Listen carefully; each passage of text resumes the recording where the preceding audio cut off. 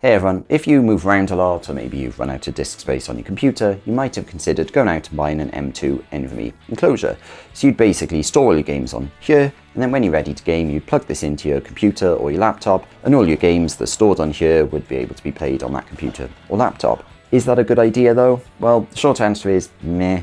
Maybe. I mean, these can work really well when they actually work, but they can also be buggy and quite frustrating, as I explore in this video.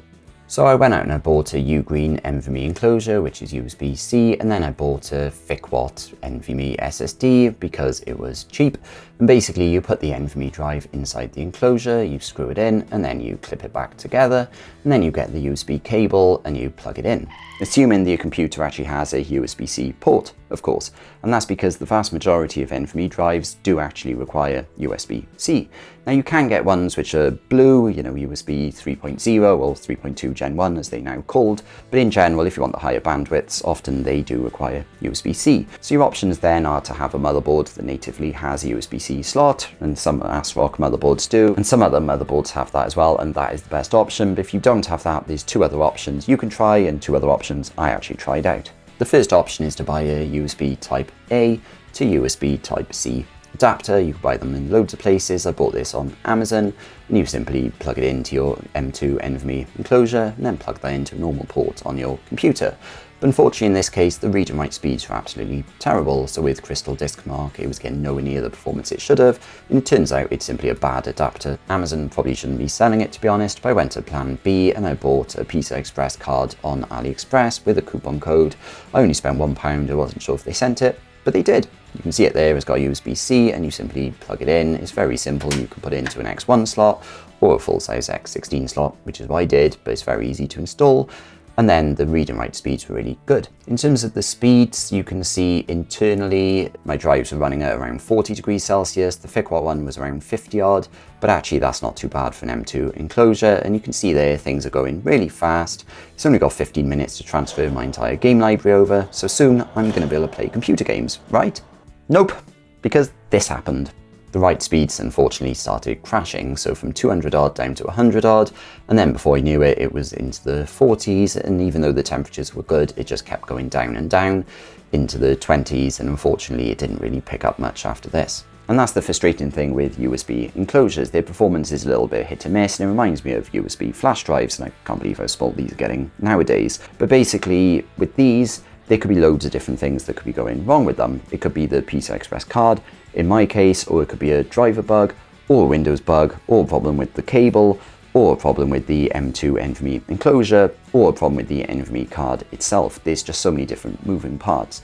But obviously, if you do want to buy one of these, it can work, but just make sure you look at the reviews and make sure that what you're buying is actually good quality and everything else. But let's take a look at more gaming results first. But when I got all my games finally transferred to my NVMe enclosure, I started with Rocket League, and you can see it's taken a little bit of time to actually start up, a little bit slower than you'd expect. But actually before long it does load up, and it's not too slow, to be honest. And when you go into a level, I wanted to see how long this would take to load, because it does actually hammer the disk a little bit in Rocket League. And you can see there, you go straight in, there's no issues at all. And the reason I wanted to do that test is that in a previous video I actually looked at putting games on my Synology NAS and my HomeLab NAS, and the loading screens were a lot slower, but here actually things were quite fast. So let's actually go back and let's go to a different mode, and let's see if things were equally fast again. And yes, again, very fast loading screens, and the FPS rates here are completely great as well. You can see there, really it's my GPU that's maxed out, my CPU's being hit a little bit, but there's no read and write data actually going on this S drive, as you can see there in the top left, and my average FPS rates are really good, and I'm not getting any stutters or anything like that. So actually, Rocket League has run perfectly fine with my NVMe enclosure. It's not really caused any issues. So next I went over to Battlefield, and this obviously launches an EA launcher, and then there's DRM involved as well, which meant that previously I couldn't actually run this game on my Synology NAS or my HomeLab NAS because the DRM stopped it running, and I was worried that this would happen again, but thankfully it did actually start up. So you can see there, eventually after the EA launcher, we got this splash screen, and it is very slow. I'm going to skip ahead like 20-30 seconds, but now you actually have this window appearing, and at some point the game's going to load. Woo! There we are. Brilliant. So the game is actually loading, and you can see the S drive here being absolutely hammered in the top left. It's slowing down a bit now, But in general, that is why things are loading so slowly. Once you get inside a game though, your FPS rates are going to be absolutely fine. You're not going to really have any issues because everything's already been loaded up into RAM and VRAM. So as you can see here, I've got fairly good playable FPS rates. So that's good. Both Rocket League and Battlefield actually loaded fairly quickly, which is a relief, especially with Battlefield, because that just wouldn't load when I was streaming things over the network due to the DRM thing, thinking I was cheating or something, which was annoying. But it does work with this because it comes up as a normal drive within Windows, and so I think the anti-cheat DRM stuff simply worked. So that is brilliant. But of course the loading times were very slow. To actually get from Battlefield loading up into a Conquest game took me over 2 minutes by the time the game had loaded and actually loaded the level. And you can see the drive is doing its thing. It's constantly being hammered with read speeds, and that's a good thing. But obviously it does mean that if you're playing multiplayer, you're going to be that annoying guy that's there not loading up whilst all your teammates have already joined and they're running around getting killed or whatever the case may be. I usually get killed in multiplayer games. But basically that is the problem with something like this, is the slow loading times. It's really not ideal. But then unfortunately disaster struck. Not literally of course, but basically the S drive started hanging quite a lot. It was a lot slower, and in Task Manager it was showing as being completely maxed out, even though it didn't have read and write speeds, and Battlefield refused to launch. And the same was true of Cyberpunk. So it would think about it a bit, and then it would go from cancel to stop, but it would never actually launch the red launcher in this particular case. The drive had basically died or locked up or something, so I did the usual thing of turning it off and back on again, and I unplugged it, and then I restarted the computer for good measure before I plugged things back in, and that thankfully seemed to do the trick because Cyberpunk then would actually load, and the loading screens weren't too slow here. Like, that's actually quite quick going into the game. It wasn't substantially slower than I seen when gaming over my NASs and things like that.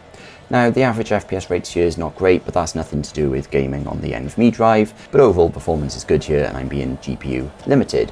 There is one issue you will see though, is every so often you'll be running along, and because this is a big open world game, it needs to load new textures, which it's doing now, and then you get this stutter, as you can see there. So basically, well, it's very visible anyway, but that's going to affect your 1% lows and your 0.1% lows, because new textures are being loaded in, or new parts of the level or whatever, and then you get the horrible stutter, which clearly isn't a very good experience. And that's something key to point out. The actual average FPS rates when gaming on this will actually be very similar to local gaming, and that's why I haven't put charts up comparing the two, because it's pretty much the same. And that's because when a game is loading, the textures and the levels and things like that actually get loaded into the RAM and the VRAM. But once that's done, a lot of the time you can just be playing a game or running around an open world level or whatever it is, and the actual average FPS rates are going to be exactly the same. So let's check out some more games before I actually give my final thoughts on gaming on the NVMe enclosure. So I went over to Guardians of the Galaxy and I run the benchmark mode, and you can see here I've clicked it and the read speeds are going nuts. It's maxing out the NVMe enclosure, which is good. It's actually performing as it should, but you can see actually things are very slow. It's taking a long time to get into the benchmark. And now you've got talking, but it's not actually in a position to load the visuals. So you've just got my voice, hello, which isn't really a good experience. I mean, the game as opposed to my voice, but basically eventually the benchmark does load, thankfully, and you can see things are fairly good. You will get some stutters every so often. For example, now, yeah, you just see them there, which isn't really ideal, but actually I get that a little bit locally anyway. I think that's more of a driver problem than anything else. We then come to the end of the benchmark run, and the average FPS rates are good and everything else, but it does take a little while to actually show the benchmark results because locally that is fairly instant. It's thinking about it, and then eventually it does load the results, and actually fairly respectable results there. So gaming over an NVMe enclosure hasn't dramatically affected things apart from the loading times. We then come to Metro Exodus, which also doesn't run great locally, but this is at 4K, so it's not too bad, I suppose. But I wanted to check out the loading times, just so we can see how long it will actually take, and that is fairly fast. That's actually fairly impressive and on par with gaming locally. So an NVMe drive hasn't actually slowed that down, which is good. Now you can see some read speeds actually happening throughout when playing this game, but that doesn't seem to cause loads of stutters like we've seen with Cyberpunk or Guardians of the Galaxy. So actually this is a fairly good experience in my opinion. Next we come to Sniper Elite 5, and actually that loaded fairly quickly. You can see the read speeds of the drive being maxed out, but actually it's doing fairly good. And these textures haven't loaded yet, but they don't load straight away on my computer either. They have now loaded, that is actually fairly fast, and it's faster than when I gamed over my Synology NAS, where it took like 2 minutes to actually load those textures. So Sniper Elite 5 does actually hammer the read speeds quite a lot, and it does that continuously. It's something I've noticed, but the NVMe enclosure is actually performing fine. It's actually handling that with no issues, and again, I'm GPU bottlenecked here. I'm not actually IO limited or anything like that, so this is another good experience. And now we come to a slightly older game, which is Serious Sam, and the game loaded up quite quickly, and also loading up this survival level is loading fairly quickly as well. It's probably slightly slower than local, but that's still fairly respectable. It's finished, so that's not too bad overall. And then I'm in the game itself, and the disk is being read to a little bit every so often, but not much at all. The GPU is the limiting factor, which again, we've said throughout, you actually, once the games are loaded into RAM and VRAM and all the textures and everything else, your disk itself isn't really the limiting factor. So the FPS rates are really good here, and it's really the GPU that is limiting things a little bit. You can just see there it's been maxed out, constantly above 95% usage.